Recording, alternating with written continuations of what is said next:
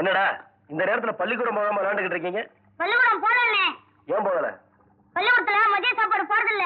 சாப்பாடு போடலையா? சரி, எல்லாரையும் கூட வாங்க.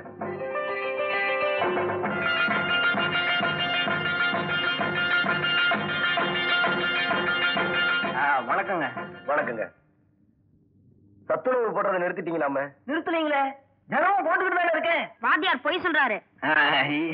இவங்க எல்லாம் பள்ளிக்கூடத்துக்கு டிமிக்கி கொடுக்கறதுக்காக இப்படி டூ போடுறாங்க. அதை நம்பாதீங்க நீங்க. சார் என்னடா பணம்? எதுக்குடா பணம்? அரிசி பருப்பு எல்லாம் கொடுத்தீங்களா சார்? அதுக்கு மளிகை கடைக்காரர் கொடுத்தாரு. அது வந்து பசி கொடுமையான குழந்தைகளோட படிப்பை பாதிக்க கூடாதுக்காக இந்த நல்ல திட்டத்தை உருவாக்கி இருக்காங்க. லட்சக்கணக்கான ஆசிரியர் பெருமக்கள் தங்களோட கடமையை ஒழுங்கா செய்யறாங்க. ஆனா உங்க மாதிரி ஒரு சிலர் செய்யற தவறு அந்த சமுதாயத்துக்கு கலங்கத்தை ஏற்படுத்துது. இந்த ஒழுக்கக்கேட்டுக்கு சரியான தண்டனை வாங்கி தராம விட மாட்டேன்.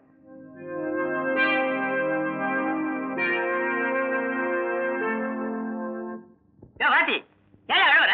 அழாம என்னங்க தெரியுது? இப்படி நடக்கும்னு எனக்கு அன்னைக்கே தெரியும்.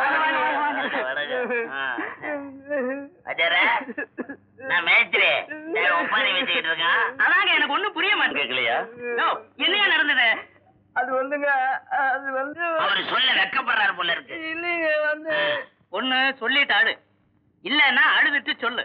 பசங்களுக்கு சோறு போடக்கூடாதுன்னு நீங்க மிரட்டினீங்க. நான் அப்படித்தான் போடுவேன்னு சொன்னேன். இவன் வாத்தி கையும் காலோட ஊருக்கு போக மாட்டேன்னு நீங்க பயமுறுத்துறீங்க. நான் புள்ள குட்டிக்கார என்னங்க பண்ணுது? என்ன ஆச்சா? என் வேலை போச்சு.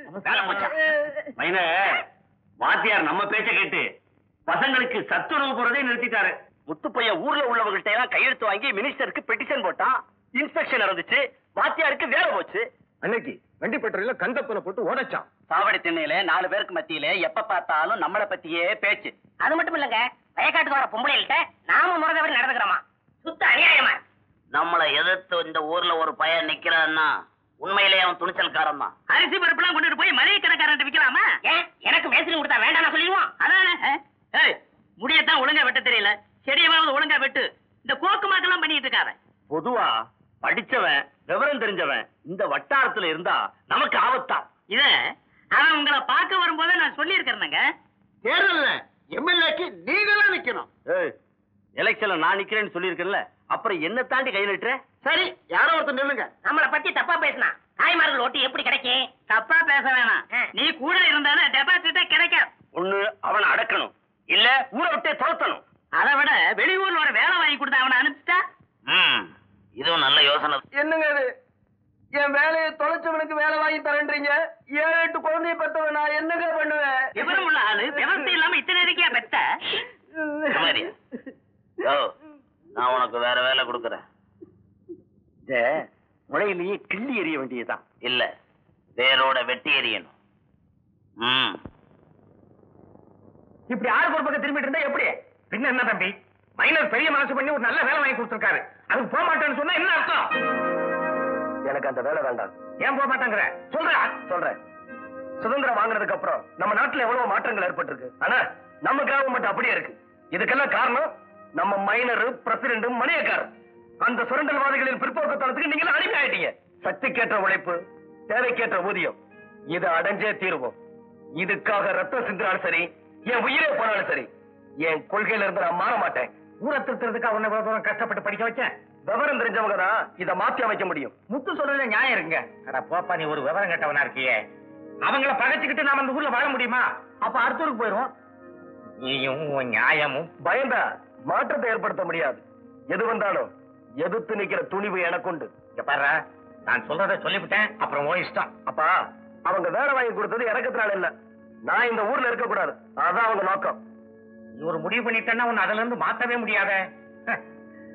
ஆமாண்டா, உன் தலையெழுத்து போல நடக்கட்டும் போ. ஏப்பா முத்து, என்னென்னமோ பேசுறியே, இது எல்லாம் நம்ம சாதிக்க முடியுமா? பொறுத்திருந்து பாருங்க. மொக்கிறதும் மறைக்கிறதும் சகஜம் தான், கண்ணை சாய்க்கிறதும். தடிச்சு கூப்பிடுறது காதுல விழலையா?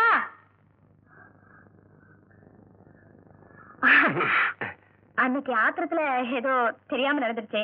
நான் கூட வேணாம் தான் சொன்னேன். செல்வி இல்ல, அவதான் என் சிநேகிதி. அவ செஞ்ச வேலை பார்த்து மன்னிப்பு கேட்கணும்னு நினைச்சேன். உண்மையிலேயே நீங்க? ஆமா, பார்த்து சொல்லணும்னு நினைச்சேன். இன்னைக்குதான் சந்தர்ப்பம் கிடைச்சது. என்ன அப்படி பாக்குறீங்க? ஒண்ணுமில்ல, உங்க சிநேகிதிங்க யாராவது வந்திருக்காங்களான்னு பார்த்தேன். ஏன்? நானும் எத்தனையோ பொண்ணுகளை பார்த்திருக்கேன். அப்போ உங்களுக்கு இந்த விஷயத்துல அனுபவம் இருக்குன்னு சொல்லுங்க. இல்லங்க, எத்தனையோ பொண்ணுகளை பத்தி கேள்விப்பட்டிருக்கேன். அதான் தெரியாம நடந்துச்சுன்னு சொல்றேன்ல, அப்புறம் திருப்பி திருப்பி அதே சொன்னா என்ன அர்த்தம்? சரி சரி, பரவாயில்லங்க. இரும்புங்க, இரும்பு. எனக்கு ஒரு சின்ன சந்தேகம். என்ன? ஆமா, இந்த வண்டி பட்டையில கண்டப்பனை போட்டு அடி அடின்னு அடிச்சுதான் சொல்றாங்க. உண்மையிலே அடிப்பட்டது அவனா நீங்களா? அவன்தாங்க. நான் நம்ப தயாரா இல்ல. ஏங்க? ஒரு பொண்ணுகிட்டே பயப்படுறவரு அவனையாவது நீங்களாவது அடிக்கிறதாவது. இந்த மிரட்டெல்லாம் அங்க நடக்காது. சும்மா சும்மா இருங்கண்ணே. ஏமா, ஒரு ஆம்பளை தனியா வந்தா என்ன வேணான்னு பண்ணிடலாங்கிற நினைப்பா? நீங்க சும்மா இருங்கண்ணே. 10-15 பேர் சேர்ந்து எங்க அண்ணனை பந்தாடி இருக்கிறீங்க. ஏதாவது எசக்கு பிசக நடந்திருந்தா என்ன இருக்கும்? அன்னைக்கு நீங்க மட்டும் குளத்தங்கரையில கிண்டல் செஞ்சு பாட்டு பாடலையா? பாடணும், ஆனா ரவுடித்தனம் பண்ணமா? இது உனக்கு சம்பந்தம் இல்லாத விஷயம். என்ன சொன்னீங்க? சம்பந்தம் இல்லாத விஷயமா? அண்ணனுக்கு ஒரு ஆபத்துனா தம்பி சும்மா இருப்பானா? தம்பி உடையான் பொட்டைக்கு அஞ்சான். இவன் கூட இருந்தா நீங்க உருப்பிட்ட மாதிரிதான். உங்கள மாதிரி 4 பொம்பளைங்க ஊருக்கு, ஏன் ஒரு பொம்பளை இருந்தால ஊரு உருப்பட்ட மாதிரிதான். ஜாக்கிரதையா பேசு. அதேதான் நானும் சொல்றேன். ஒண்ணு அப்புறமா பேசிக்கிறேன். அப்புறம் என்ன, எப்பவும் தயார். அந்த பொண்ணு சமாதானம் பேசதான் வந்துச்சு, அத போய் தப்பா புரிஞ்சுக்கிட்டே. ஐயே, நம்பாதீங்கண்ணே. ஏதோ சதி திட்டம் போட்டு வந்திருக்கு. நல்ல சமயத்தில் நான் வந்தேன். இனிமே நீங்க தனியா வராதீங்க. பொம்பளை சிரிச்சா போச்சு, கோயில விரிச்சா போச்சு. வாங்க. நீ செய்யறது உனக்கே நல்லா இருக்கா? என்னம்மா சொல்ற? சாயங்காலம் ஆத்தோரமா ஒரு ஆம்பளை கூட தனியா நின்னு பேசிட்டு இருக்கியாமே, யாரவே? என்ன விஷயம்? எனக்கு இப்பவே தெரிஞ்சு ஆகணும். கேட்கறதுக்கு பதில் சொல்லாம சிரிப்பன சிரிப்பு. அதுவாமா, நானும் செல்வி ஆத்துக்கு போனோம். செல்வி அவசரம்னு மரவா போனா. அப்போ பட்டணத்துல இருந்து வந்த ஆளு அந்த வழியா வந்தாரு. எது வந்தாரு? வந்தான்னு சொன்னேன். உன் காதுல அப்படி விழுந்தா நான் என்ன செய்ய முடியும்? ஓஹோ. அப்புறம் ஏமா தனியா நின்னுட்டு இருக்கேன்னு கேட்டா. அதுக்கு நான் என்ன சொன்னேன் தெரியுமா? நான் எப்படி நின்னுட்டு இருந்தா உனக்கு என்னையா, உன் வேலையை பார்த்துட்டு போயான்னு சொன்னேன். இதை யாரோ பார்த்துட்டு வந்து உங்ககிட்ட தாறுமாறா சொல்லிருக்காங்க. அடியே, நானும் ஒரு காலத்துல ஓ மாதிரி இருந்தவதாண்டி. எந்த நேரமும் உனக்கு காவல் இருக்க என்னால முடியாது. சாக்கு போக்கு சொல்லி ஏன் வாய மூடலாண்டி, ஆனா ஊர் வாய மூட முடியாது. ஆரம்பத்துல உனக்கு விளையாடத்தனமா தான் இருக்கும், ஆனா முடிவிலே நீ நினைச்சா கூட அதுல இருந்து உன்னால விடுபடவே முடியாது. ஜாக்கிரதை.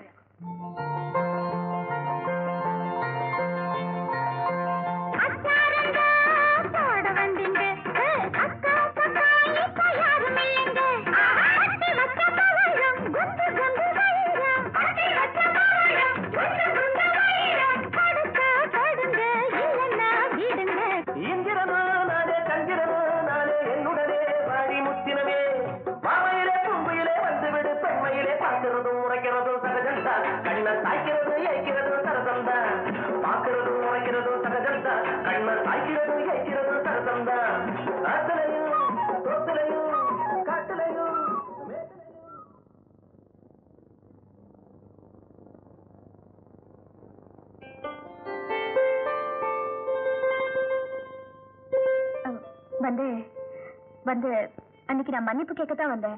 அந்த பையன் என்ன பேச்சு பேசிட்டான். நான் ஒண்ணு சொல்லலையே. என் மேல ஒண்ணு கோவம் இல்லைங்களே? இல்லங்க. வரட்டுமா?